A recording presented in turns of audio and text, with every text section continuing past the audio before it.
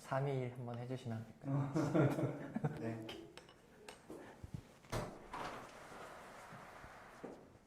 안에서 제가 손으로 셋을 하나 하고 시작하면 바로 이번 그냥 시작할게요.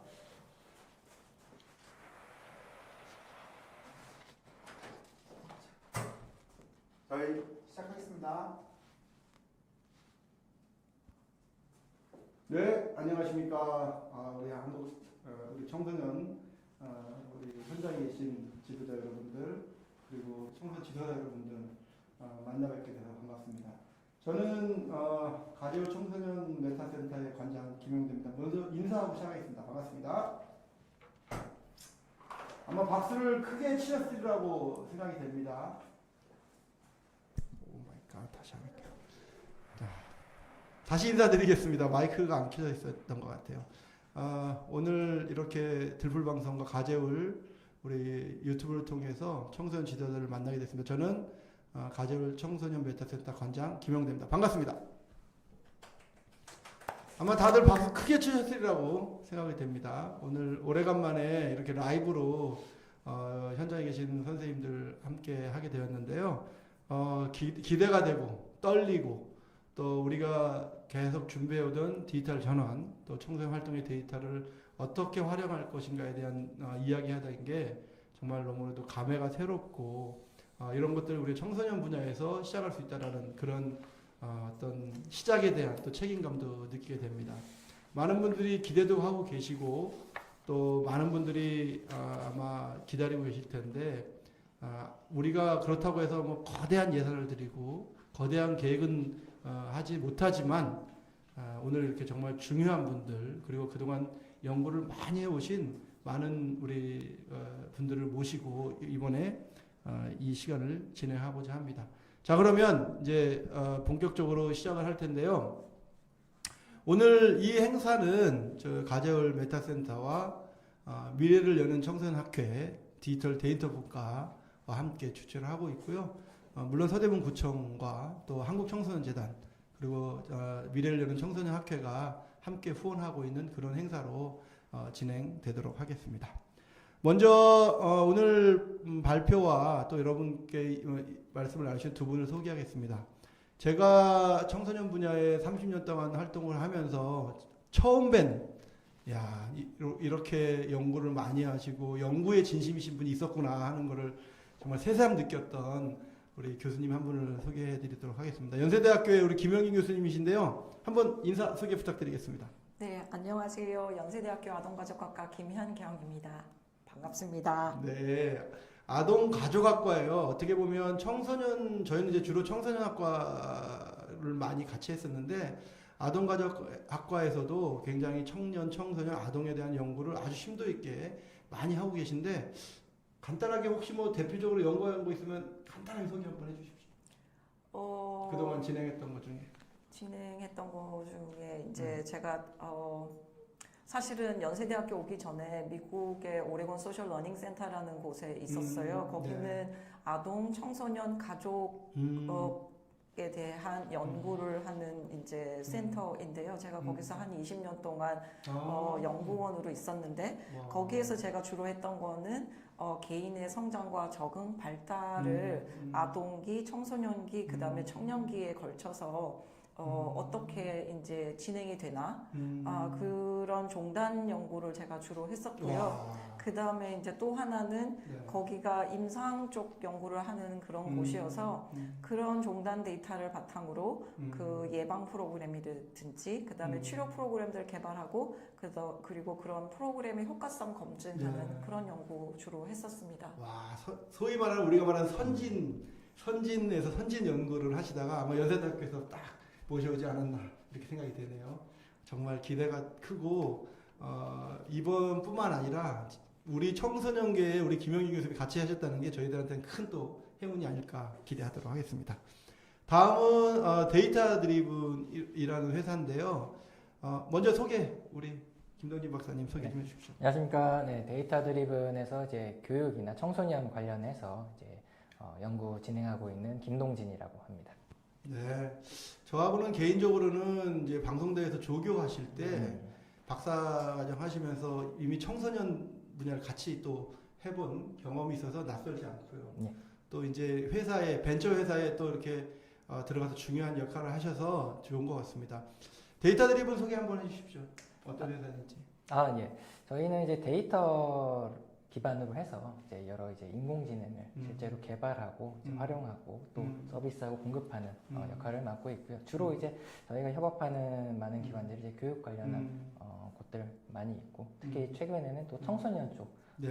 가재울 청소년 센터를 포함해서 여러 청소년 기관에도 인공지능 기반의 청소년 활동 서비스를 네. 지원하는 일을 이제 하고 있습니다. 준비하고 있는 거죠.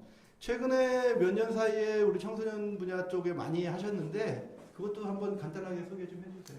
예, 사실 청소년 분야가 이제 사회적으로 매우 중요한 분야임에도 불구하고 이제 뭐 데이터라든지 뭐 인공지능을 활용하는 이제 시도가 많지는 않았었는데 이제 저희 데이터 드리븐에서 이제 뭐 우리나라에서는 이제 최초라고도 할 수 있을 것 같습니다. 이제 21년, 22년부터 이제 청소년 관련해서 저희가 이제 인공지능 학습용 데이터를 이제 구축하기도 했었고요. 그 구축한 데이터를 바탕으로 해서 실제로 인공지능을 이제 개발하고 있습니다. 예. AI로. 그리고 최근에 좀 또 가까운 기간에는 우리 진로 데이터 예. 서비스 하고 있죠. 예, 그것도 이제 그 저희가 직접 이제 구축한 데이터로 이제 인공지능 이제 진로 상담 인공지능을 만들어서 뭐 이따 뭐 기회가 되면 한번 소개도 해주시고요. 저희가 박람회에서 사실은 이번 5월 대한민국 청소년 박람회에서 그 진로를 할 수 있도록 AI 상담을 했는데 생각보다 많은 친구들이 와서 상담하는 걸 보고 진로에서도 프로그램이나 이런 것들을 좀 다양하게 아이들이 원하는 걸 줄 필요가 있다 하는 것들을 더 느낄 수 있는 그리고 또 아주 젊은 벤처 기업으로 점점점 성장하고 있는 앞으로 더 성장할 감사합니다. 데이터 드리븐이었습니다. 자 그러면 이제 사실 교수님 오늘 바쁜 시간을 내주셨어요. 그래서 저희하고 올해 이제 연구를 이제 시작을 하는데 사실 연구 착수 보고회를 한다는 거를 이렇게 라이브로 하는 경우는 없어요. 그래서 교수님도 굉장히 부담스러우실 텐데 편안하게 우리 청소년계에 우리가 이런 할 것이다 하는 것들을 이렇게 알려주시는 더 가르쳐주신다 생각하시고 그러면 우리 교수님께 우리 그 청소년 활동 관련된 디지털 전환 관련해서 어떤 연구를 올해 준비하고 있는지 하나씩 한번 설명을 들어보도록 하겠습니다. 교수님 진행해 주십시오. 네. 방금 말씀드린 대로 저는 연세대학교 아동가족학과에 있고요. 오늘 이 자리에서는 저희가 올해 그 가재울 청소년 센터랑 진행하게 될 두 과제에 대해서 간략하게 설명을 드리려고 합니다. 그래서 첫 번째 과제는 그 디지털 대전환기 서대문구 청소년 실태조사이고요. 두 번째 과제는 그 청소년 활동 디지털 전환 연구 이렇게 두 가지가 되겠습니다. 먼저 그 발표를 시작하기 전에 제 소개를 조금 더 드리면 이제 저는 현재 연세대학교 아동가족학과에 있고요. 그 다음에 제가 그 한국연구재단에서 하고 있는 4단계 BK21 그 공감, 공존, 공생하는 사회를 위한 혁신적 디자인이라는 연구 그 교육 사업단의 단장을 맡고 있고요. 그래서 이 BK 사업을 통해서 저희가 그 인간생애가 혁신적 디자인이라는 융합 전공을 운영하고 있어요. 그래서 이제 주로 제가 하는 연구는 아동과 청소년 발달에 대한 연구, 그 다음에 특히 제가 종단 연구를 통해서 이렇게 여러 발달 시기를 거치면서 어떤 식으로 문제 행동이라던가 발달, 적응 문제들이 이제 진행이 되나에 대해서 제가 관심이 많고요. 최근에는 그 한국연구재단의 도움을 받아서 지원을 받아서 그 알파 세대의 디지털 일상 그리고 그것과 관련된 전반적인 적응이 어떻게 되는지를 추적하는 장기 종단 연구 요게 10년 동안 저희가 해마다 측정을 하게 될 것이고요. 장기 종단 데이터를 구축하게 되는 그런 연구를 진행 중에 있습니다. 첫 번째 그 오늘 소개드릴 첫 번째 연구는 그 디지털 대전환기 서대문구 청소년 실태조사인데요. 저희가 그 디지털 대전환기를 맞이해서 이 실태 조사에서 어떤 것들을 하려고 하냐 하면은 첫 번째는 이제 그 기존에는 뭐 온라인 또는 오프라인 이렇게 한쪽에 초점을 맞췄다고 하면 이 실태 조사에서는 저희가 온라인과 오프라인을 둘 다 아우르는 온라인 활동에 대해서 저희가 초점을 둬서 실태 조사를 진행을 하려고 하고 있고요. 그래서 좀 더 구체적으로 말씀을 드리면 이 서대문구 청소년들의 디지털 활동, 그 다음에 역량에 대한 실태를 파악하고요.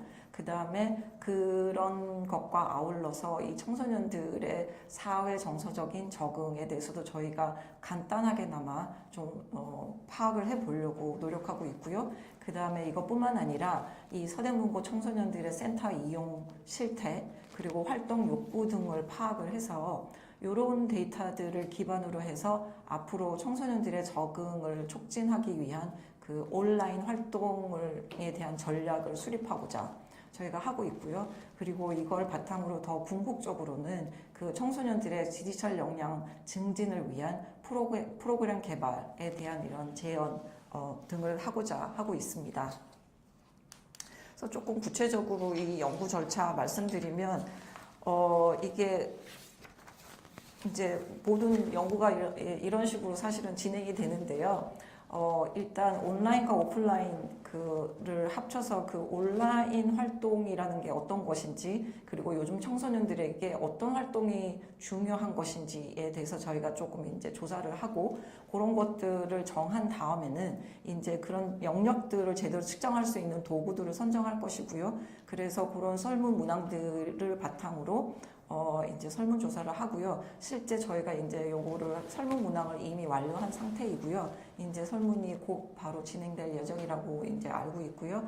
그래서 그러니까 설문이 완료되면 그걸 바탕으로 데이터 분석을 할 것이고, 이제 그거를 바탕으로 아까 말씀드린 어떤 식으로 우리가 어떻게 하면 청소년들의 그 적응을 증진할 수 있는 그런 프로그램들을 개발하고, 그리고 현장에 계신 그 현장 지도사 분들을 어떤 식으로 도와드릴 수 있냐, 뭐 이런 부분에 대해서 저희가 이제 초점을 두어 재현을 할까 생각하고 있습니다.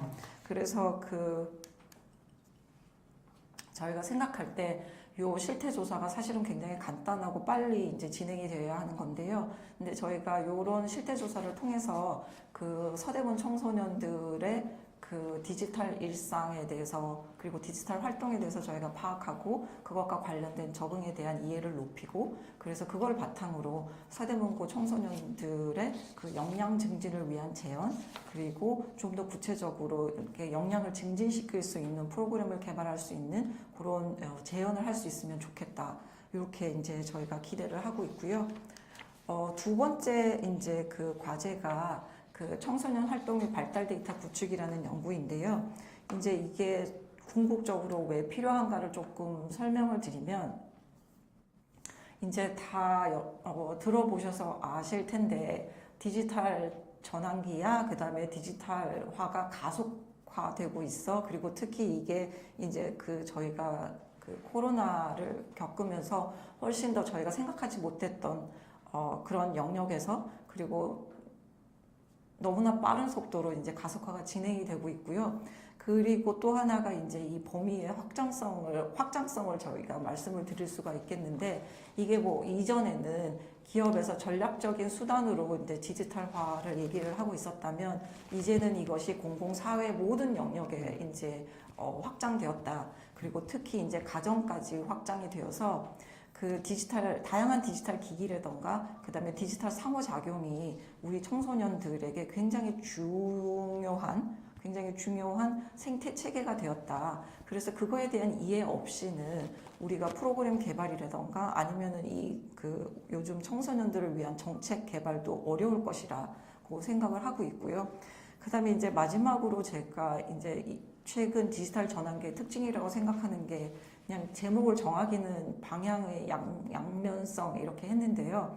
그러니까 사실은 이 문제는 굉장히 복잡한 이슈라고 저는 개인적으로 생각을 해요. 그래서 사회 여러 영역에서 다양한 그 심도 있는 논의가 필요한 부분이라고 생각을 하는데요. 그 디지털화가 되면서 어떤 영역에서는 디지털화가 너무너무 급하게 진행이 되었고 어떤 영역에서는 진행이 되지 않았어요. 그래서 거기에서 따르는 갭, 뭐 디스페리티 이런 것들이 있을 수 있는데 그뿐만 아니라 우리가 그런 것들을 조금 다른 레벨에서 또 생각을 해보면 어떤 것들이 문제가 될 수 있냐 하면 어떤 소그룹에서는 디지털화가 굉장히 보편적인 거고 굉장히 리소스도 풍부한 것일 수도 있으나 어떤 소수 계층에서는 디지털이라는 것이 굉장히 그네들의 삶을 힘들게 만드는 그래서 그네들의 적응을 오히려 힘들게 하고 이 사회적 간극을 넓히는 그런 결과를 초래할 수도 있다. 그래서 이런 모든 것들을 생각을 했을 때 우리가 지금 더 늦기 전에 이 청소년들의 디지털 생활, 데일리 생활 그리고 그것과 관련된 이 청소년들의 적응, 발달에 대한 깊은 이해가 없이는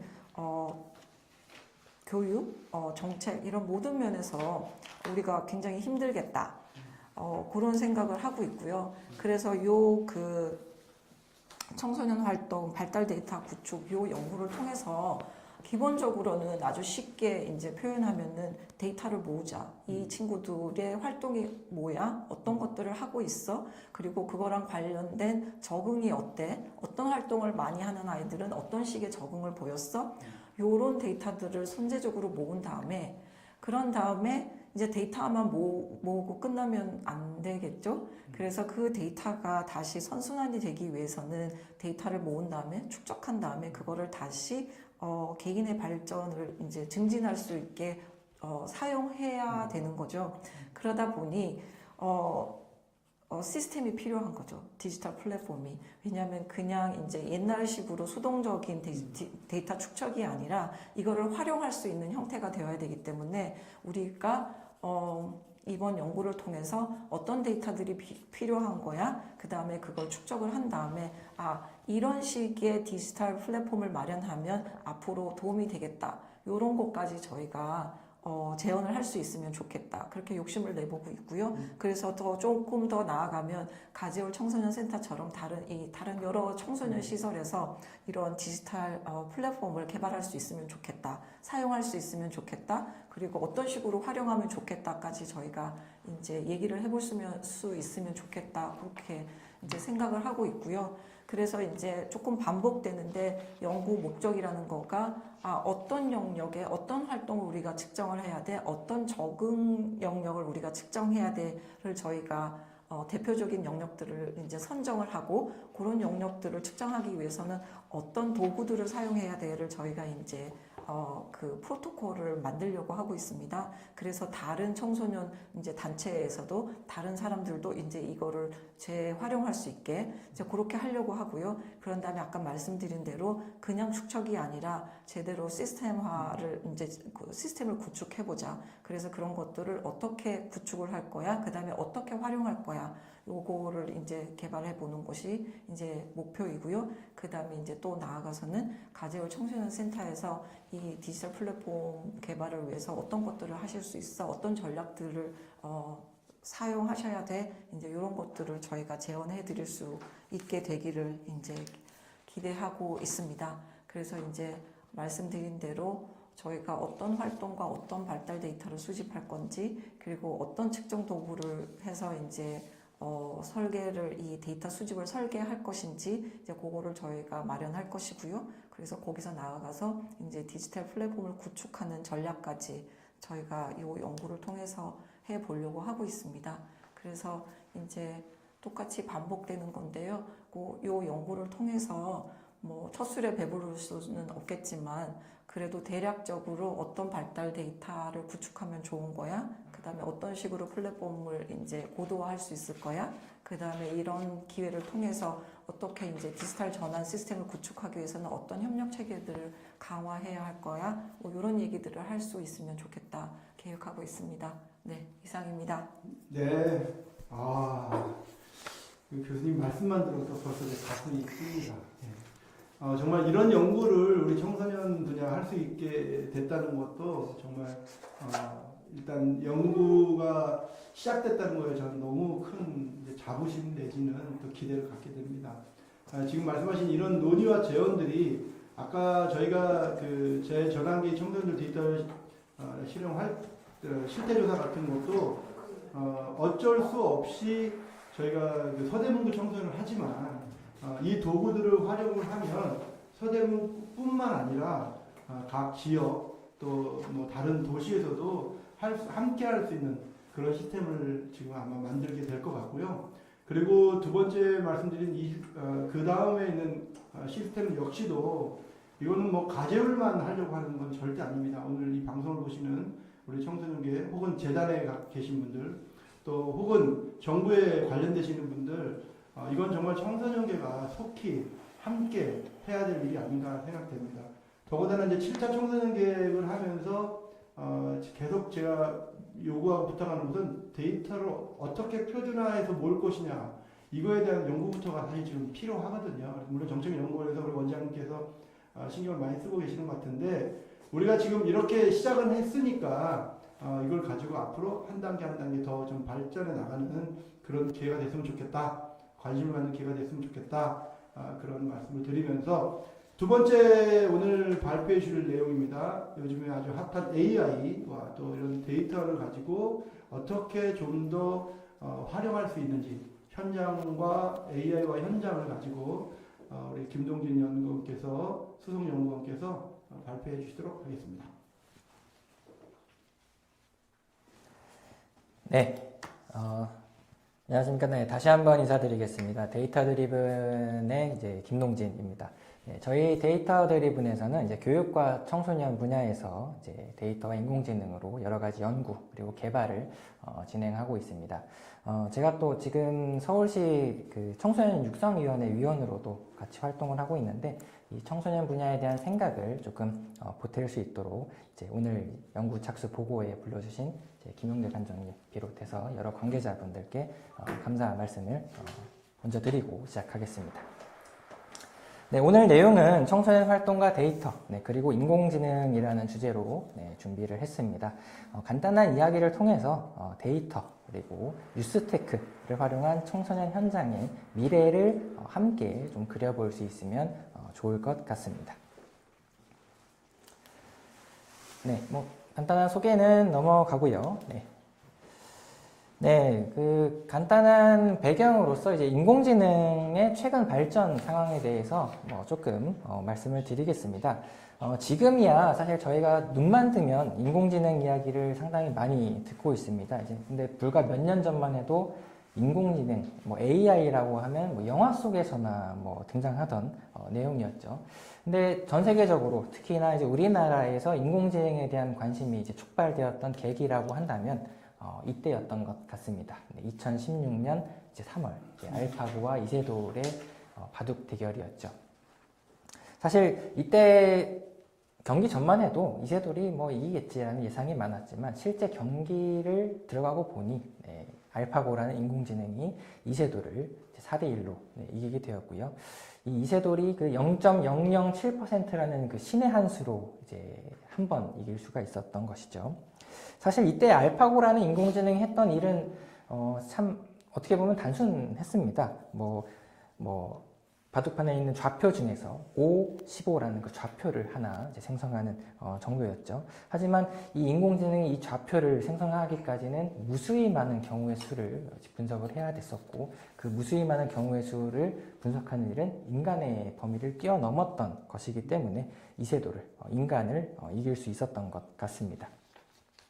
그 이후 이 알파고라는 인공지능 이후에 인공지능의 발전 속도는 상당히 빨랐습니다. 2020년 이후부터는 이제 초거대 모델로 불리는 인공지능이 이제 전 세계를 휩쓸게 되었고요. 몇 가지만 말씀을 드리면 이제 스테이블 디퓨전이라고 하는 그림을 그리는 인공지능이 있습니다. 58억 개라는 이제 이미지 데이터를 학습한 인공지능인데요. 어떤 그림을 어떻게 그려줘라고 이제 인간이 쓰기만 하면은 사람보다 더 잘 그린 그림을 그려줍니다. 최근에 가장 많이 언급되는 인공지능이 이제 가운데 있는 이제 GPT 인공지능일 것 같습니다. 오픈 AI라는 회사가 이제 개발한 인공지능인데 언론에도 많이 소개가 됐었던 이제 그 챗 GPT라고 하는 인공지능은 이제 그 GPT의 3.5 버전이고요. 지금 현재는 4 버전이 활용되고 있습니다. 최근에는 구글도 이제 5,400억 개 파라미터를 이용하는 인공지능을 이제 개발해서 발표하기도 했고요.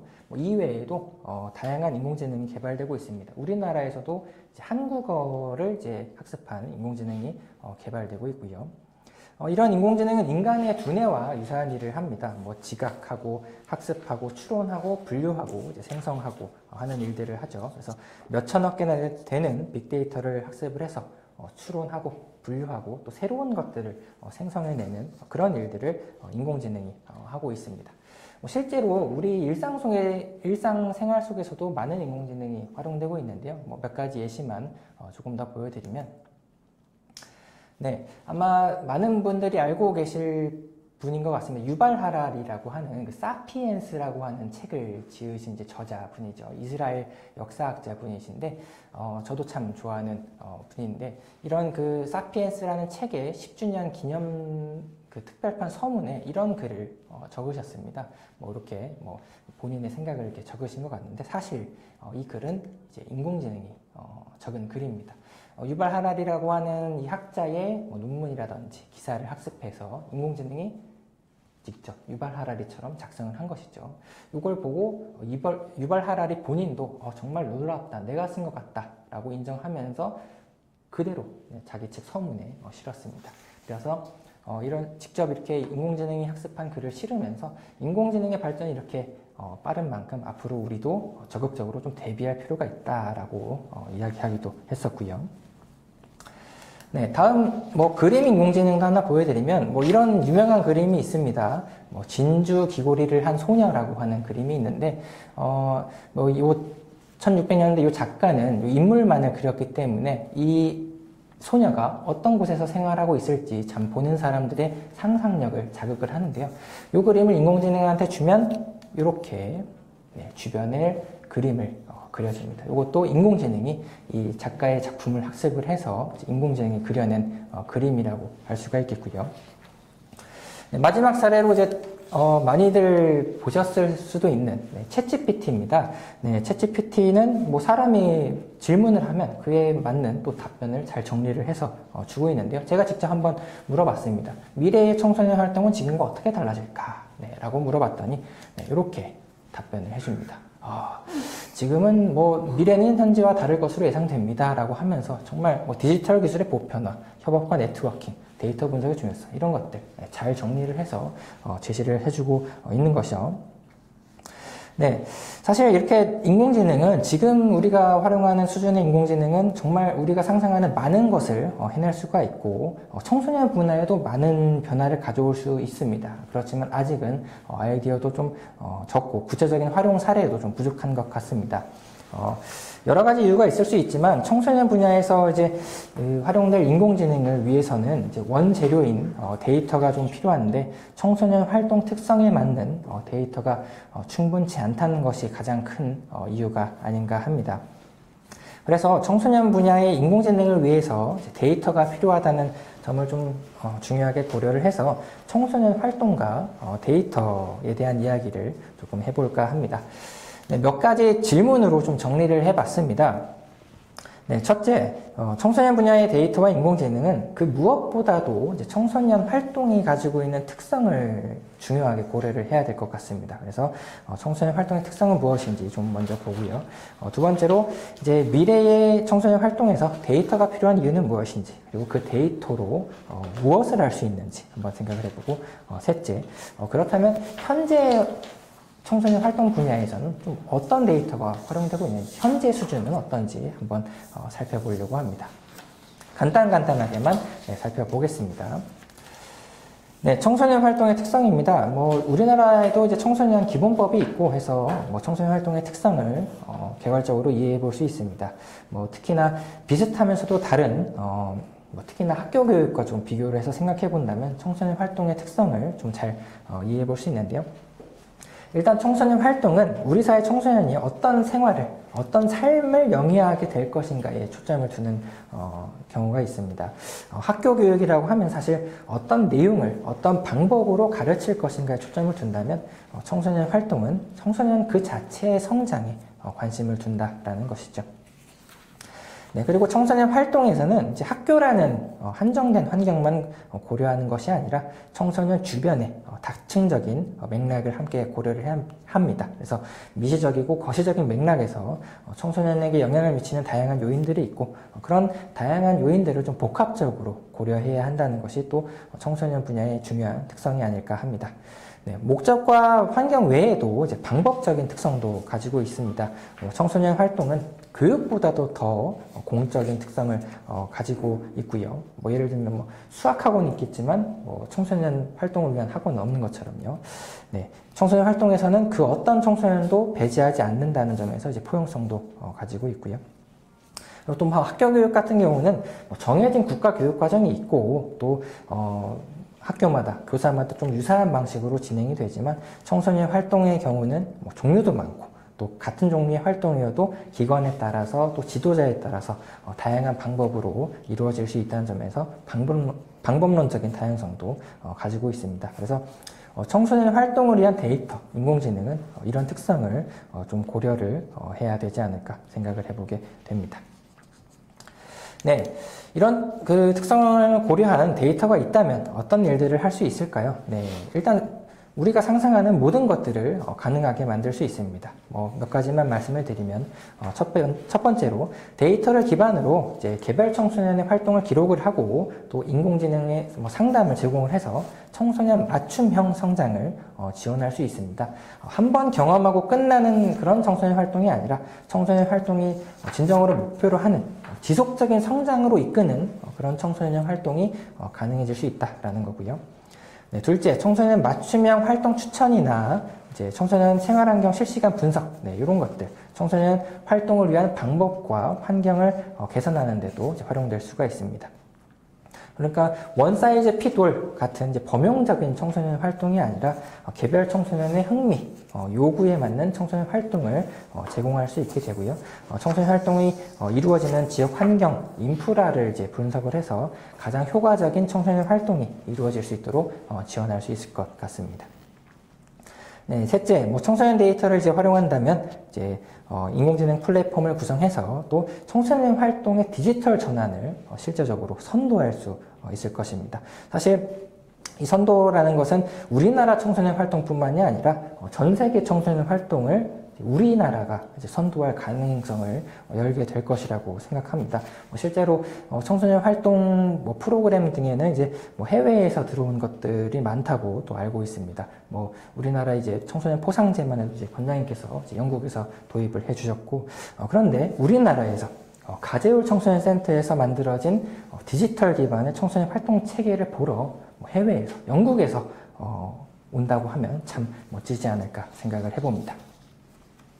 이런 멋진 미래를 위해서라도 이제 청소년 활동 데이터가 그리고 또 그에 기반한 인공지능이 필요할 것입니다. 그렇다면 지금 현재 우리나라에는 청소년과 관련해서 어떤 데이터들이 있는지 검토를 해볼 필요가 있을 겁니다. 현재 공개되어서 좀 활용되고 있는 청소년 관련 대규모 데이터들은 이런 것들이 있습니다. 청소년 종합 실태조사라든지 아동 청소년 패널 조사 이런 것들이 있는데 실제로 이런 데이터들이 청소년 관련 정책을 수립하고 이제 추진하는 그런 근거로 활용되기도 하고요. 이 외에도 비정기적으로 수집되는 여러 가지 공공 데이터들도 있습니다. 그런데 이런 데이터들을 한번 살펴보면 대체로 청소년들의 건강이라든지 발달 수준이라든지 이런 청소년 개별 특성에 초점을 두고 있습니다. 그래서 아쉽게도 이제 청소년 활동에 초점을 두어서 체계적으로 그리고 대규모로 수집된 데이터셋은 좀 찾아보기 어려운 것 같고요. 그렇기 때문에 청소년 활동을 빅데이터로 좀 추적하고 인공지능으로 분석을 해서 청소년 성장의 어떤 구체적인 방향과 과정을 제시해 주기는 조금 어려운 측면이 있는 것이죠. 그리고 또 기존 데이터들은 지역의 맥락이라든지 개별 그 청소년 기관들의 맥락과는 조금 차이가 있습니다. 특히나 청소년 지도자 단위에서 접근하고 가공하고 활용하는 것이 조금 어렵죠. 그래서 청소년 활동 데이터라면 현장 지도자 그리고 기관에게 실제적인 의미를 줄 수 있도록 그런 접근, 가공, 활용 방안이 함께 좀 구성될 필요가 있을 것 같습니다. 네, 그리고 마지막으로 그 현재 수집되어 있는 데이터는 사실 인공지능 학습을 위해서는 활용되기가 조금 어렵습니다. 그래서 미래에는 결국 인공지능을 활용해서 청소년 성장을 어떻게 지원할 것인가 이게 가장 중요한 문제가 될 것이고 그렇기 때문에 앞으로는 인공지능을 좀 고려한 그런 데이터를 수집하고 활용할 필요가 있을 것입니다. 네, 청소년 분야에서 사실 데이터를 수집하고 인공지능을 개발했던 사례는 많지 않습니다. 이제 저희 데이터 드리븐에서 진행했던 사례가 거의 유일하다고도 이제 할 수 있을 것 같은데요. 뭐 일부 사례를 조금 소개해 드리겠습니다. 청소년 활동 데이터를 구축했던 사례입니다. 이제 요거는 이제 처음부터 인공지능을 개발을 고려해서 데이터를 수집했던 사례고요. 뭐 21년에는 청소년 활동을 통한 그 청소년들의 역량을 평가하는 데이터 한 12만 건 정도를 수집을 했고 22년에는 청소년들의 진로 상담 활동을 이제 데이터로 한 82만 건 정도 수집을 했습니다. 그래서 뭐 기본적인 뭐 통계 분석 데이터뿐만 아니라 청소년 활동에 대한 뭐 정성적인 기록 데이터, 청소년 지도자들의 역량 레이블 데이터 이런 복합적인 다층적인 데이터들을 수집을 했고요. 뭐 청소년 분야에서 이제 인공지능 학습용 데이터를 이제 구축한 사례가 처음이다 보니까 이제 우여곡절도 참 많이 있었는데 코로나 때문에 이제 청소년 활동이 어려운 상황 속에서도 이제 뭐 10,000명이 넘는 인원과 이제 100곳이 넘는 기관이 함께 참여해서 이제 데이터를 수집을 했었습니다. 이렇게 수집한 데이터로 이제 실제 여러 인공지능을 이제 개발을 했었는데요. 이제 일단 요거는 이제 청소년 기관과 이제 지도자를 위한 이제 청소년 활동 관리 인공지능 플랫폼을 구축을 했었습니다. 여기에서 활용된 인공지능은 이제 청소년 활동의 과정과 결과에 대한 기록을 인공지능으로 분석하고 또 여러 가지 리포트들을 자동으로 생성해서 청소년들의 성장을 지원하는 기능을 합니다. 그래서 뭐 예를 들어서 뭐 청소년이 기관에서 어떤 청소년 활동을 했고 그리고 지도자 선생님들께서 이제 평가를 해주시면 이렇게 청소년들의 개별 맞춤형 리포트를 자동으로 생성을 해서 청소년들의 성장을 계속해서 관찰하면서 분석해서 또 활동 방향을 청소년들의 성장 방향을 제시해 줄 수 있는 플랫폼인 것이죠. 네, 그리고 청소년들을 위해서 이제 진로 상담 인공지능도 개발을 했었습니다. 진로 상담 대화, 진로 추천, 진로 분석 리포팅, 네, 이런 것들을 해주는 인공지능이고요. 지난번에 저희 성도에서도 있었던 그 박람회에서도 이제 소개했었는데 많은 청소년들이 이제 좋은 반응을 보여주었습니다. 네, 그 실제로 뭐 인공지능 진로 상담 예시입니다. 이런 식으로 이제 왼쪽에 이제 인공지능이 학생들이 이제 물어보는 진로 관련한 질문에 대해서 이런 식으로 대답을 해주게 되고요. 그리고 학생들이 의견을 준 것 보니까 실제로 상담사 선생님들과 얘기하는 것과 비슷한 경험을 했다. 그리고 인공지능이어서 조금 더 편리하게 이용할 수 있었다. 이런 의견들을 많이 주셨습니다. 네. 뭐 시간이 많지 않으니까 이 정도로 넘어가겠습니다. 네, 청소년 활동을 위한 데이터와 인공지능에 대해서 말씀을 드렸는데요. 사실 중요한 것은 앞으로를 어떻게 또 잘 준비하는 것이지 않나 합니다. 그래서 청소년 분야의 모든 사람들이 함께 준비하고 함께 생각해 볼 내용 몇 가지 한번 말씀드리겠습니다. 네, 첫째 필요한 것은 이제 기반 연구와 인공지능 학습용 데이터를 수집하는 것, 이게 좀 중요하지 않을까 합니다. 청소년 활동 디지털 전환에 명확한 상을 그리는 것이 우선되어야 할 것이고요. 체계적인 연구를 통해서 구체적인 방향과 개념을 설정하는 것이 필요할 것입니다. 그리고 그런 기반 연구를 바탕으로 해서 이제 데이터셋 구축이 이루어져야 할 것이고요. 그래서 기반 연구가 참 중요하다는 점에서 이번에 그 연세대학교 김한경 교수님 팀에서 이제 수행하시게 될 그 실태조사 연구와 이제 청소년 활동 데이터 구축 연구가 매우 중요하다고 생각을 합니다. 이번 연구가 청소년 활동의 디지털 전환을 이끄는 이제 마중물이 되리라 저도 기대를 하고요. 혹시나 뭐 저희 데이터 드리븐에서 또 도울 일이 있다면 성심성의껏 힘을 보태겠습니다. 둘째로 이제 청소년 분야 특성을 고려한 인공지능 개발입니다. 이 인공지능이라는 단어 뒤에는 뭐 데이터 기술, 뭐 클라우드 기술, 뭐 AI 기술, 다양한 기술이 활용되게 되는데 이러한 기술과 청소년 분야의 융합을 통해서 혁신적인 생태계를 구축해 나가야 할 것 같습니다. 네, 마지막으로 이제 개인적으로 참 중요한 부분이라고 생각하는 내용인데요. 인식의 전환과 참여, 네, 그리고 도전입니다. 청소년 분야의 여러분들을 여러 선생님들을 만나보면 아직까지는 새로운 기술에 대해서 주저하는 분위기가 존재하는 것도 좀 사실인 것 같습니다. 그런 어떤 소극적 태도의 근본적인 원인은 새로움에 대한 어색함과 두려움이 아닐까 합니다. 혼자서는 두려울 수 있지만 함께라면 극복할 수 있고요. 청소년 활동의 디지털 전환을 위해서 함께 힘을 모아가는 그런 거버넌스를 조성을 한다면 더 커진 생각과 더 커진 힘을 통해서 청소년 활동의 디지털 전환, 진정한 뉴스테크로 나아갈 수 있지 않을까, 네, 한번 꿈을 꿔보게 됩니다. 네, 오늘 저희가 준비한 내용은 네, 여기까지이고요. 자리 준비해 주신 가지올 청소년 센터에 다시 한번 감사 말씀드리고 네, 발표 마치도록 하겠습니다. 네, 감사합니다. 네, 와, 두 분의 이 발표가 사실 뭐 저희 양쪽 채널에서 약 한 100분 정도가 지금 보고 계신데, 야, 정말 더 많은 분들이 봤으면 좋겠다. 더 큰 곳에서 더 많은 분을 초대하고 했으면 좋겠다 할 정도로 그동안 제가 정말 하고 싶었던 또 이렇게 듣고 싶었던 이야기들이 나오고 있지 않나 이렇게 생각이 됩니다. 특히 그 서초 유스센터 우리 박선우 부장님 직원들과 함께 시청하는 모습을 사진도 보내주셨어요. 아유, 또 우리 유스센터는 또 저희와 또 이렇게 같은 또 생각과 또 저희가 1호로 애모했던 곳이라 다시 한번 감사드립니다. 잘 들어주셔서 감사하고요. 계속 들어주세요. 자, 그러면 이제 김영희 교수님이 사실 시간이 많지 않으세요. 그래서 일단 전반부 쪽에 말씀하셨던 내용들을 조금 더 지금 질문들도 계속 들어오고 있는데 답도 하고 그리고 이제 후반부 김동진 박사님 하신 얘기는 또 조금 더 김영희 교수님 타임이 끝나고 진행해 볼까 합니다. 교수님 먼저 그 내용 중에서 발표 양쪽을 다 드리죠. 제가 이제 하시기도 하고 듣기도 했는데 관련해서도 좋고 아니면 뭐 발표하신 내용 중에 없어도 좋고 한번 어떠셨는지 앞으로 방향이나 이런 생각에 대해서 한번 더 말씀해 주시면 좋을 것 같아요. 저는 이제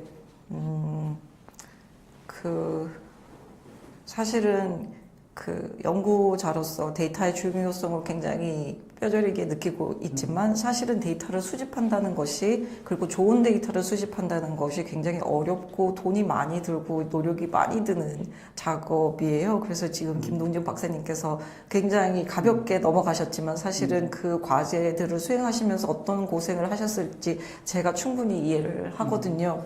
그래서 그 데이터 수집을 하는 거가 어렵기 때문에 그리고 특히 종단적으로 데이터를 축적한다는 것이 어려운 것임을 알기 때문에 그래서 이게 사실은 설득하기가 어려운 작업이 아닌가 싶어요.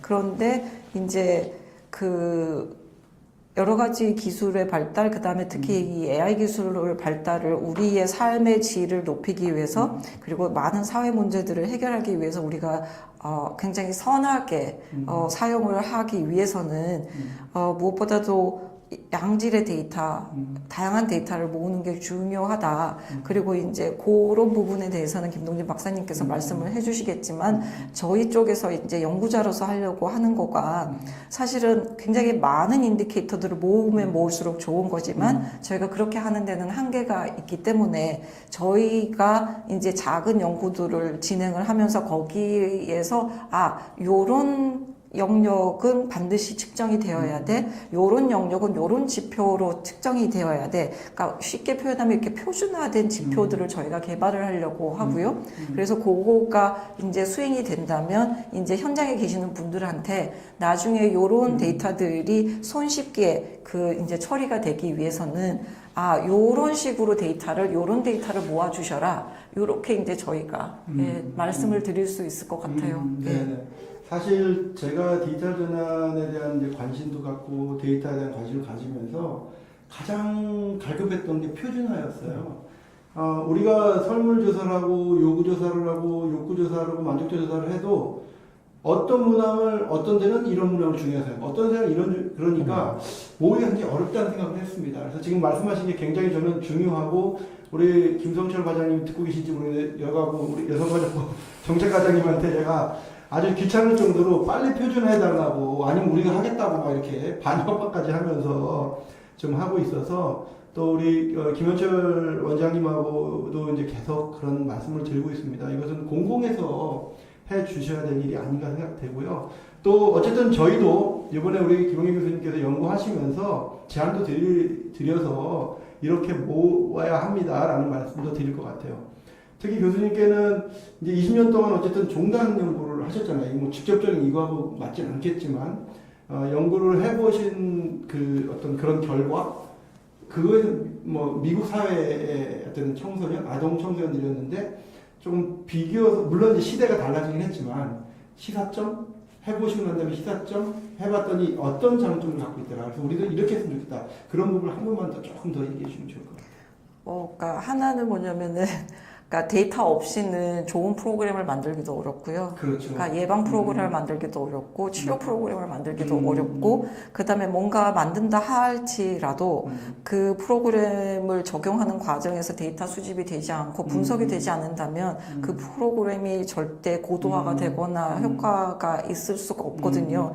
그래서 사실은 우리 사회에서 그 데이터의 중요성을 굉장히 이제 뭐 이해는 하지만 실제로 할 수가 없었기 때문에 굉장히 많은 프로그램들을 진행을 하지만 그거의 효과성이 들인 공만큼 이제 보기가 어려웠다.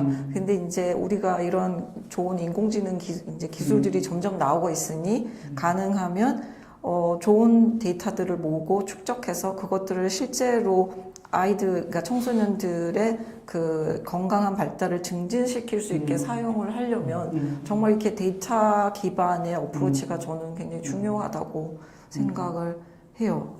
답이 되셨는지 모르겠는데. 사실 우리 한국에서 다른 산업은 모르지만 사실 청소년 쪽에는 부족했던 건 사실이고 어느 누구와 얘기해도 필요성에 대해서 얘기하는데 시도해보지 못했어요. 바로 그 문제입니다.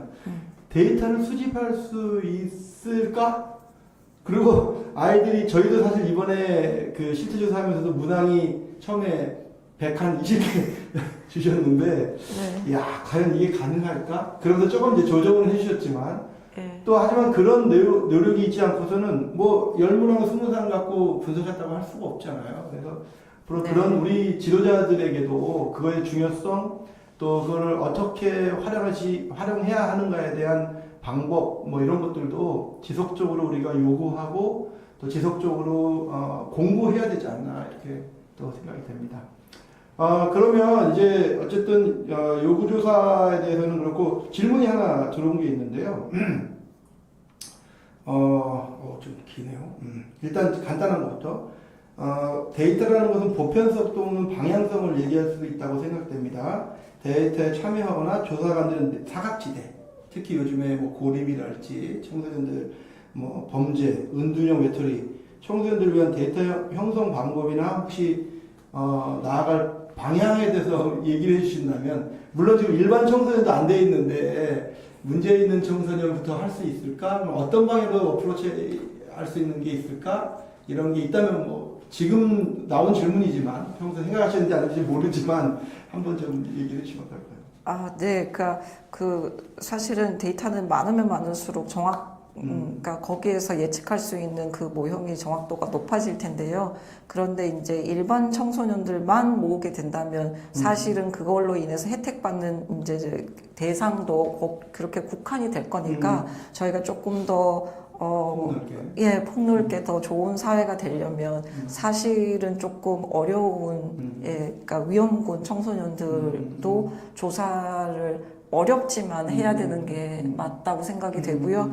그리고 사실은 그런 친구들을 조사하기는 쉽지가 않아서 그런 부분은 숫자가 만나는 좀 힘들어서. 그렇죠. 숫자가 작더라도 사실은 그런 것들은 이제 통계적인 방법에 의해서 그리고 이제 좋은 기술을 통해서 저희가 이제 극복할 수 있지 않을까. 그렇지만 약간의 데이터는 그래도 네. 필요한 것 같아요. 김동희 박사님 어떻게 생각하십니까? 그런 좀 소외된 청소년들이나 그런 친구들을 어떤 식으로 좀 접근해야 되고 어떤 식의 데이터가 모아질 수 있을까요?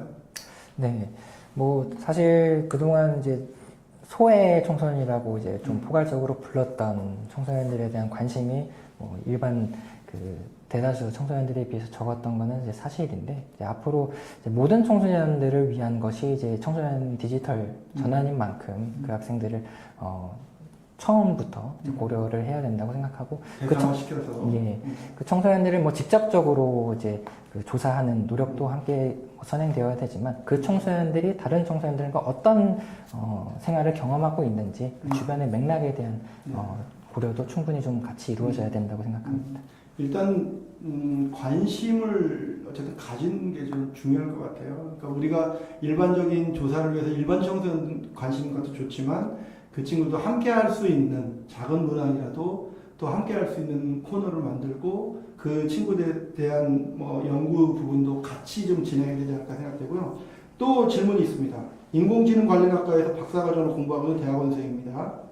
연대생은 아닌가요? 평소 청소년에 대한 관심이 많아 청소년 관련 데이터를 통한 청소년 AI 서비스 개발을 목표로 공부하고 있는데 먼저 이렇게 청소년 데이터 구축 연구가 시작되는 것에 너무 반갑고 감사드립니다.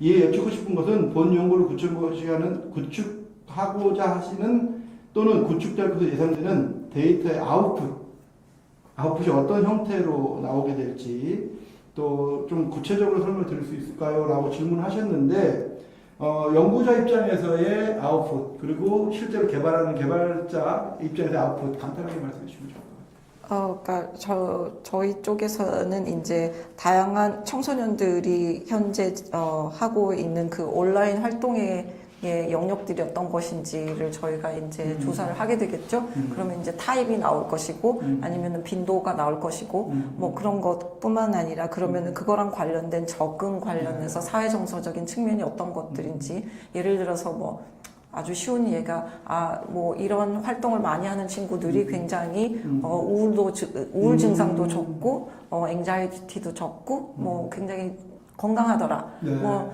이런 이제 데이터들이 저희는 나올 수 있을 것 같아요. 결과도 늦겠죠? 예. 예상이긴 하지만 그렇게 되기를 바랍니다. 우리 김도진 박사님. 네. 뭐 인공지능을 고려한 데이터라고 하면 이제 데이터 형식이 물론 이제 인공지능 학습용으로 이제 좀 이제 정합성 있게 맞아야 하지만 사실 저희가 데이터를 수집하는 과정에서 힘들었던 것들은 그런 그 메타데이터 표를 이렇게 만들어가는 그런 형식을 구성하는 것 자체가 조금 어려웠었는데 이번 연구를 통해 사실 김영일 교수님께서 표준화를 제안을 주신다고 했었기 때문에 저희도 거기에 기대를 좀 많이 하고 있습니다. 좋습니다. 오늘 사실은 김영인 교수님이 이제 가셔야 돼요.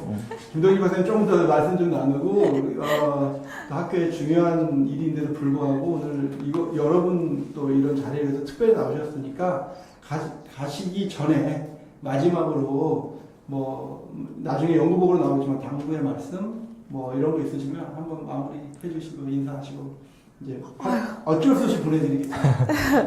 아니요. 저는 이런 기회를 주셔서 너무 감사하고요. 아까 제가 말씀드린 대로 첫 술에 배부를 수는 없지만 첫 발을 띄었다는 거에 대해서 저는 굉장히 의미가 있다고 생각을 하고 그 다음에 처음 시작하게 되면 또 이게 가속화가 돼서 또 그 다음 단계가 또 펼쳐지지 않을까 그래서 많은 기대하고 있고요. 또 현장에 계시는 그러니까 이게 연구에서 연구로 끝나는 게 아니라 현장에 계시는 많은 지도자분들에게 도움이 될 수 있는 그런 연구가 됐으면 좋겠다. 그런 말씀 드리고 싶습니다.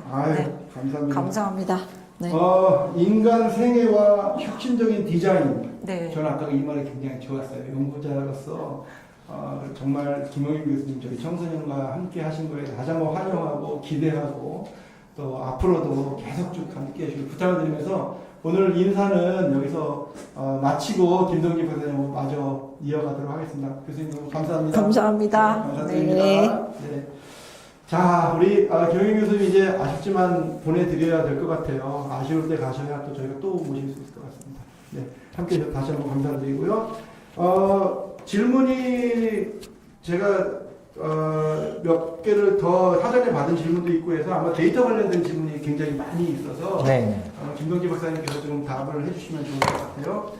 저희가 요거 신청을 받으면서 좀 약간 포괄된 질문일 수도 있는데 구체적이진 않아요. 예를 들자면 데이터를 어떤 형태로 모아야 하는지 궁금합니다. 뭐 이렇게 질문하시는 분도 계시고 청소년활동 데이터 표준화 작업의 방향? 이거는 사실 뭐 아까 말씀드렸지만 좀 공공정보에서 좀 해줘야 될 일이긴 하지만 생각하시는 내용들 말씀해 주시면 좋을 것 같고요. 데이터 수집 과정, 특히 이해하기 쉽게 구체적인 활용 방안 뭐 이런 것들이 무엇이 있는지 이런 거 해서 좀 데이터 관련된 거 좀 몇 개 답을 좀 주시면 좋을 것 같습니다. 네. 데이터를 모으는 방식은 사실 정해져 있다기보다는 어떤 데이터를 모을 것인가 그게 먼저 정해져야 돼야 될 것 같고요. 그래서 사실 저희가 했던 예시를 통해서 말씀을 드리면 이어지는 질문까지 포괄해서 말씀을 드린다면 저희가 청소년 활동을 통한 이제 청소년들의 역량을 데이터로 수집할 때는 실제로 청소년 활동이 이루어지는 곳을 찾아서 그 활동 현장에서 이제 그 활동 현장에 저희가 그 활동을 관찰하고 기록하고 평가하는 보조교사를 두세 명씩 이렇게 투입을 했습니다. 그래서 그분들이 실제로 관찰해서 기록한 걸 이제 데이터로 이제 그 정제를 해서 이제 수집을 했고요. 그리고 청소년 진로 상담 데이터를 수집할 때는 저희가 아예 이제 포맷을 학생들이 이제 온라인으로 진로 상담을 해서 이제 학생들이 이제 그 부분을 네. 조금 더 자세하게 설명해 주시면 이해가 될 것 같아요. 네네. 그리고 또 질문도 좀 그렇게 왔어요. 진로 상담 인공지능에 대한 방향에서 좋은 방이 있었다고 했는데 어떤 부분에서 긍정적이었는지 네. 같이 한번 조금 네. 설명해 주시죠. 일단 저희가 진로 상담 데이터를 수집했던 것은 이제 그 카카오 카모 하시는 그걸 통해서 이제 학생들에게 진로 상담 그 링크를 주고요. 링크를 주고 그걸 실제로 그쵸. 그때는 받아보고 사람이 대답을 했지만 인공지능이 아니었고 실제 진로 상담을 해주시는 전문가분들께서 온라인으로 상담을 쭉 이렇게 진행을 하셨고요.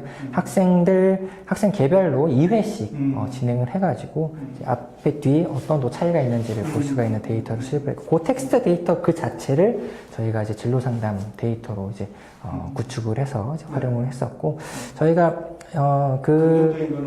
데이터를 통해서 실제로 인공지능을 만들어서 여러 청소년들한테 한번 이렇게 박람회에서도 이렇게 해본 결과 일단 제가 놀랐던 점은 이제 직접 또 하루 종일 계셨잖아요. 학생들이 의외로 진지하게 상담에 임했다는 거 거기에 좀 상당히 놀랐고요. 그리고 학생들이 제가 생각하는 것보다 진지하고 또 진지한 질문을 하고 그 답변에 대해서 또 고민을 해보고 또 짧은 시간이었지만 학생들에게 긍정적인 경험을 줄 수 있었다는 것 자체가 좀 좋았었던 부분이었고 또 학생들의 의견을 물어보면 실제 학교나 아니면 센터에서는 이렇게 선생님을 찾아가서 물어보기가 조금 이제 어렵고 부담스럽고 조금 겁나는 부분도 있는데 이렇게 학생들은 또 그렇죠. 그리고 또 학생들은 스마트폰이나 컴퓨터에 좀 익숙하다 보니까 그런 이제 방법적인 특성이 조금 학생들에게는 좀 유효한 측면이 있지 않을까 합니다. 네, 디지털 원주민이니까. 그렇죠. 그런 것 같아요. 그러니까 지난번 저희도 그 진로 상담을 하면서 결국에 이제 또 AI 기술이잖아요. 네네. 사실 농담 진담과 비슷하게 정신과 선생님은 AI를 믿지 않는다. 아무리 발달해도. 왜냐면 AI는 죽지 않기 때문에. 그러니까 인간의 가지고 있는 내면을 얘기할 수는 없다. 그런 얘기를 하는데 어쨌든 기술은 계속 발전하고 있고 지금 이미 하신 AI 진로 데이터, AI 하는 것은 학생들이 요구했던 용어 또 그 상담했던 것들을 어쨌든 학습한 거잖아요. 네, 학습에서 그쵸. 보여주는 그런 거였기 때문에 요즘에 뭐 AI에서는 의술도 굉장히 높은 네. 퍼센트로 사용하고 있다고 하니까 그래서 어쨌든 저희는 AI라는 것이 앞으로 어느 정도까지 그러니까 예컨하건대 또 이제 어쨌든 벤처에서 그 일을 하시기 때문에 지금보다 뭐 예측한다는 게 어려울 정도로 변하고 있긴 하지만 어떻게까지 상상해 볼 수 있을까요? 네, 정말 말 그대로 상상하는 모든 것이 가능해지는 수준까지 가지 않을까 하는데 사실 저희가 뭐 챗GPT라는 뭐 인공지능이 나오기 전만 해도 이제 뭐 유사한 형태의 챗봇은 있었지만 이제 수많은 정보를 인공지능이 자동으로 정리해서 전문가처럼 이렇게 답변을 해주는 뭐 인공지능을 이제 경험해 가면서 정말 인공지능이 발전하는 속도는 이제 인간이 이제 따라잡는 속도를 넘어서지 않았나라는 생각이 들고요. 그래서 사실 뭐 인공지능의 데이터를 관심을 많이 갖고 있는 사람들이 이제 점점 많아지고 있지만 그 속도가 이제 더 빨라지고 있기 때문에 이제 앞으로는 진짜 뭐 사회의 모든 분야, 청소년 분야를 비롯해서 모든 분야에서 또 모든 프로세스에서 인공지능이 활용되게 될 것이라고 좀 생각을 하는데 사실 뭐 저희 데이터 드리븐도 인공지능을 개발하는 회사이긴 하지만 저희는 뭐 인공지능이 뭐 중요하지만 가장 중요한 것은 결국 사람 그 인공지능을 활용하는 사람이고 청소년 활동을 도와주는 역할을 해야 되는 것이지 절대로 청소년 지도자를 뭐 대체한다거나 아니면 청소년 기관의 어떤 역할을 100% 대신한다거나 이런 인공지능을 원하는 것이 아니라 뭐 사람을 위한 청소년을 위한 올바른 인공지능을 개발하기 위해서 노력하고 있습니다. 지원하는 그런 개념에서의 어쨌든 또 디지털 전환을 통해 얻어낼 수 있는 공익성을 감안하여 청소년 모두가 정보를 공유하기 위한 양보와 협조의 시간이 필요하다. 청소년 지도자들도 능력을 배양시키기 위해서 노력하는 계기가 될 수 있길 바란다라고 질문은 아니고 아마 아까 말씀하신 내용을 가지고 또 이렇게 댓글을 남겨주셨습니다. 사실은 이제 발표 중에 나왔지만 저희가 지난번에 그 연구 보고회 하면서 고동환 대표님이 쓰셨어요. 유스텍. 네, 유스텍. 이제 청소년 분야에서도 처음 쓸 수 있는 용어로 저희가 유스테크라는 것들을 이제 처음 이제 했는데 유스테크에 대해서 생각을 하신다면 어떻게 간단하게 정리할 수 있을까요? 네, 사실 뭐 테크라는 단어가 이제 여러 곳에서 이제 활용이 되고 있고 특히 이제 교육 분야에서는 에듀테크라는 말이 좀 많이 이제 사용되고 있지 않습니까? 근데 사실 교육과 청소년 분야는 비슷하게 보일 수 있지만 이제 성격이 좀 다르고 그래서 청소년들만을 위한 기술, 청소년의 특성에 맞는 기술이 필요하다라는 이제 생각을 항상 가지고 있고요. 그렇다면 왜 유스테크라는 용어는 쓰면 안 될까? 그렇죠. 네, 그리고 이 청소년의 디지털 전환, 청소년 활동의 디지털 전환이라는 것은 결국 이제 유스테크가 아닐까라는 이제 생각을 하고 유스테크라고 해서 청소년과 기술이 융합된 것이지만 결국 중요한 것은 청소년이기 때문에 테크 유스가 아니라 유스테크다라고 좀 생각을 해보고 있습니다. 청소년 활동의 디지털 전환은 유스테크다. 한마디로 감히 네. 이렇게 우리가 다시 한번 정의를 하고요. 또 우리 스스로도 그렇게 또 활용을 더 많이 했으면 좋겠다 하는 생각이 듭니다.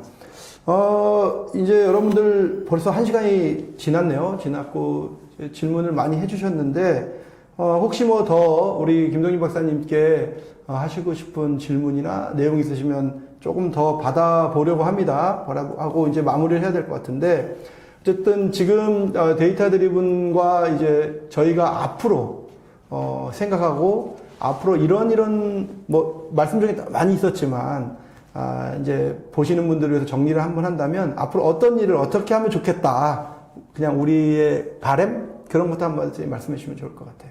예, 사실 저희도 청소년 기관과 그리고 다양한 이제 분들과 이제 대화를 나누다 보면 하고 싶은 일들이 정말 많으신 것 같습니다. 뭐 데이터에 관심이 있으신 분들도 있고 아까 뭐 댓글 올려주신 분들처럼 인공지능에 또 관심을 가지고 계신 분들도 있고 저희가 뭐 하는 일 그리고 또 앞으로 하고 싶은 일은 그런 분들의 아이디어를 실제 기술로 현실화해 드리는 일이 아닐까 합니다. 사실 뭐 기술 업체 입장에서도 어떤 서비스를 만들어서 뭐 이렇게 뭐 저희가 먼저 시도를 해볼 수도 있지만 사실 그걸 사용하시는 현장이 중요한 것이기 때문에 현장의 의견을 먼저 받아서 현장이 가지고 있는 생각과 또 꿈을 비전을 기술로 좀 실현해 드리는 그런 것들을 조금 생각하고 있습니다. 굉장히 저도 중요한 부분인 것 같아요. 기술이 발전하면서 따라갈 수도 있지만 현장이 필요로 해서 요청하고 요구하고 기술이 오히려 따라올 수 있는 그게 유스테크다 또 해보면. 그래서 어쨌든 그런 앞으로의 방향들, 그리고 그러려면 지도자들도 이제 알고 공부를 해야 돼요. 그래서 사실 저도 뭐 이 메타버스 처음 시작할 때도 그랬고 디지털 전환 공부하면서 데이터에 대해서 중요하다 생각하면서 관심을 가지니까 보이더라고요. 안 보이던 뉴스도 더 보게 되고 또 자료도 자꾸 찾게 되고 또 이렇게 전문가도 만나게 되는 것 같습니다. 그래서 우리 현장에 계신 우리 청소년 지도자 여러분들도 관심을 가졌으면 이제 공부해야 됩니다. 공부해야 되고 또 그 공부한 것들을 더 정확하게 알기 위해서 자료도 찾아보고 또 변화하기 노력. 사실은 디지털 전환 자체가 기술의 발전이 아니잖아요.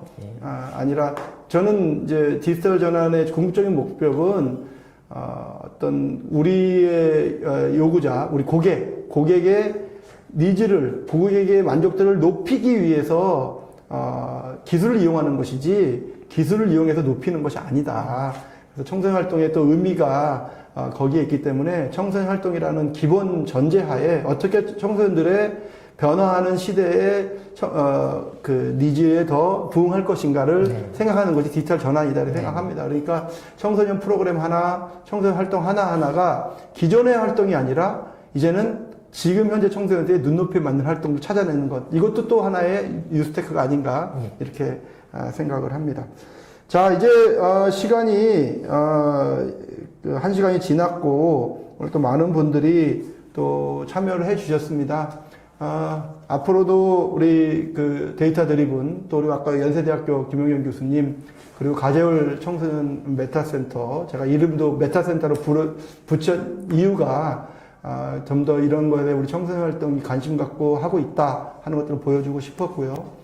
또 서초 유스센터랄지 또 어제 제가 또 용산센터도 가보니까 디지털 교육의 1번지 교육이라는 게 그냥 여기서 말하는 사실 교육이라는 단어를 활동하고 잘 붙여 쓰지 않지만 형식적인 교육, 무형식의 교육 속에서 활동이 충분히 교육이라고 하는 또 테두리에 녹아질 수도 있기 때문에 1번지 용산구에 있는 용산센터도 어제 다녀왔고 어쨌든 그래서 청소년 분야도 이제 하나씩 변화되고 그 변화에 또 부응하고 또 디지털 전환이라는 것 자체가 전환이라는 단어가 생각보다 굉장히 세더라고요. 트랜스포메이션이라는 것이 변화, 체인지를 넘어서는 정말 싹 뜯어 고치고 우리의 생각과 우리의 형식과 우리가 해왔던 기존의 것들을 좀 새롭게 바꾸는 그런 의미가 있다는 것들을 보면서 이제는 진짜 시작할 때가 아닌가 생각됩니다.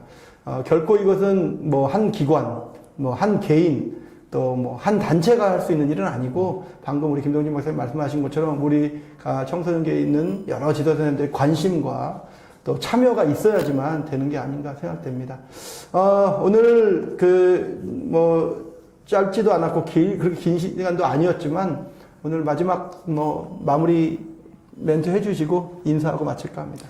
네, 사실 생각해 보면 우리 모든 사람들은 현재 청소년이거나 청소년이 없거나 아니면 청소년이 될 사람들이거나 그러니까 사실 청소년들을 위한 일을 한다는 것은 모든 사람들을 우리 모든 사회를 위해서 일을 한다는 것이고 그런 이제 광범위한 것들을 이제 바꿔나가는 것이니만큼 쉽지만은 않을 것이라고 생각하지만 이런 한 걸음 한 걸음이 모여서 정말 이제 디지털 전환 유스테크를 이뤄낼 수 있지 않을까 희망과 꿈을 가져 봅니다. 네. 오늘 너무, 역시 청소년계를 많이 이해하고 계셔서 그런지 모르겠는데, 정말 단어 하나, 또 말씀 하나가 아주 굉장히 공감이 되고, 이제 우리도 뭔가 이제, 할 수 있겠다, 할 수 있는 그런, 생각이 드는 것 같습니다. 오늘 이렇게, 사실 연구 보고에 착수 보고를 한다는 것은 굉장히 부담스럽기도 하고 또 이렇게 해보지 않았던 일이었지만 이렇게 하면서 우리가 여러 청소년 현장과 함께 약속하는 것이고 이 약속을 함께 하고 싶다는 의미에서 오늘 이렇게 착수보고회를 가지게 됐습니다. 가재울 청소년센터가 시작은 하지만 마무리는 우리 모든 청소년과 함께 할 수 있는 그런 기회가 됐으면 좋겠고요.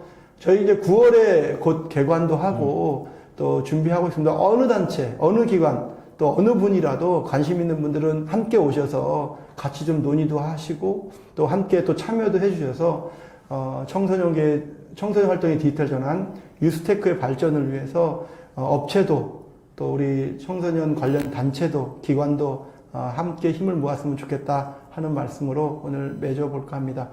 다시 한번 참여해주신 우리 데이터 드리븐 그리고 또 함께 했던 연세대학교 김영균 교수님 팀 그리고 이 방송을 보고 계시는 우리 들풀방송 또 가재울 유튜브를 처음으로 이렇게 함께 해주시는 지금 시청하고 계신 분들 그리고 방송은 끝나지만 이후에도 저는 남는다고 생각합니다. 오늘 한 이것은 이제 기록으로 남을 것이고 이것이 하나의 또 우리의 역사의 한 페이지가 될 거라고 생각하고 그러한 또 벅찬 마음으로 오늘 방송을 마치도록 하겠습니다. 앞으로 더 지켜봐 주시고 또 지켜만 보지 마시고 함께 해주셔서 멋진 유스테크를 이루어갈 수 있도록 기대해 보도록 하겠습니다. 오늘 너무 감사합니다. 여러분 감사합니다. 안녕.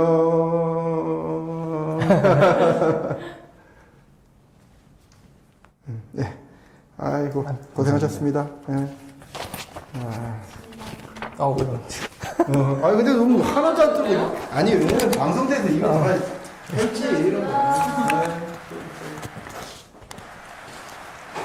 야, 이 마이크 바꿔야 돼. 안 들린다고 자꾸 나한테 문자가 와. 그러니까 이거는 이런 방송용 마이크가 아니야. 센서 네. 마이크를 해야 돼. 이렇게 숨겨놔가지고. 소리가 잘 안 들려요.